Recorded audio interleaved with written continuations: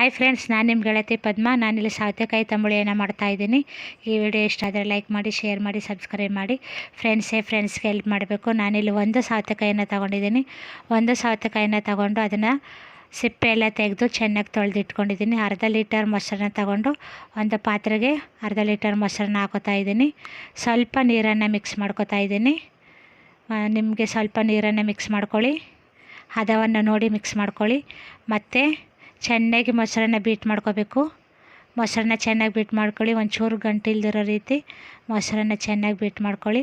ನಂತರ ನಾನಿಲ್ಲಿ ಒಂದು ಮಿಕ್ಸಿ ಜಾರನ್ನು ತಗೊಂಡಿದ್ದೀನಿ.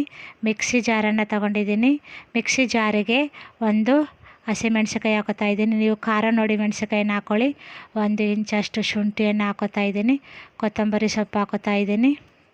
ನೆಕ್ಸ್ಟ್ ಸ್ವಲ್ಪ ಜೀರಿಗೆಯನ್ನು ಹಾಕೋತಾ ಇದ್ದೀನಿ. ಒಂದು ಅರ್ಧ ಟೀ ಸ್ಪೂನಷ್ಟು ಜೀರಿಗೆಯನ್ನು ಹಾಕೋತಾ ಇದ್ದೀನಿ. ನೆಕ್ಸ್ಟ್ ಒಂದು ಸೌತೆಕಾಯಲ್ಲಿ ಅರ್ಧ ಸೌತೆಕಾಯಿನ ನಾನು ರುಬ್ಬೋದಕ್ಕೆ ಹಾಕೋತಾ ಇದ್ದೀನಿ.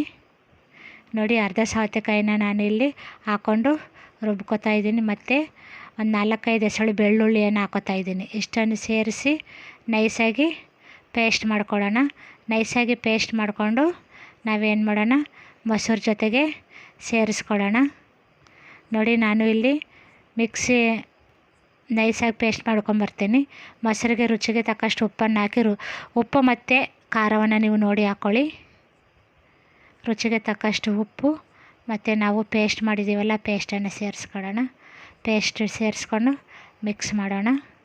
ಮತ್ತು ಇದನ್ನೆಲ್ಲ ನೀಟಾಗಿ ಮಿಕ್ಸ್ ಮಾಡಿದ್ಮೇಲೆ ನಾವು ಒಂದು ಒಗ್ಗರಣೆಯನ್ನು ಮಾಡ್ಕೋಬೇಕಾಗತ್ತೆ.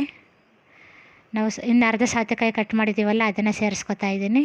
ಅರ್ಧ ಸೌತೆಕಾಯಿ ರುಬ್ಬೋದಕ್ಕೆ ಹಾಕೋದಂತೆ, ಇನ್ನೊಂದು ಅರ್ಧ ಸೌತೆಕಾಯಿ ಇದಕ್ಕೆ ಸೇರಿಸ್ಕೊತಾ ಇದ್ದೀನಿ. ಒಂದು ಒಗ್ಗರಣೆ ಮಾಡ್ಕೊಳ್ಳೋಣ. ಒಗ್ಗರಣೆಗೆ ಸಾಸಿವೆ, ಕರಿಬೇವಿನ ಸೊಪ್ಪು, ಒಣಮೆಣಸಿನ್ಕಾಯಿ ಮತ್ತು ಹಿಂಗು ಇಷ್ಟನ್ನು ಹಾಕಿ ನಾನು ಇಲ್ಲಿ ಒಂದು ಒಗ್ಗರಣೆಯನ್ನು ಮಾಡ್ಕೊತಾ ಇದ್ದೀನಿ. ಸ್ವಲ್ಪ ಎಣ್ಣೆಯಲ್ಲೇ ಬಿಸಿ ಮಾಡ್ಕೊಳ್ಳಿ, ತುಂಬ ಸೀದಿಸೋಕೆ ಹೋಗಬೇಡಿ. ಮತ್ತು ಸ್ಟವನ್ನು ಆಫ್ ಮಾಡ್ಕೊಳ್ಳಿ. ಈ ಒಗ್ಗರಣೆಯನ್ನು ನಾವು ಇವಾಗ ತಂಬುಳಿಗೆ ಮಿಕ್ಸ್ ಮಾಡ್ಕೊಳ್ಳೋಣ.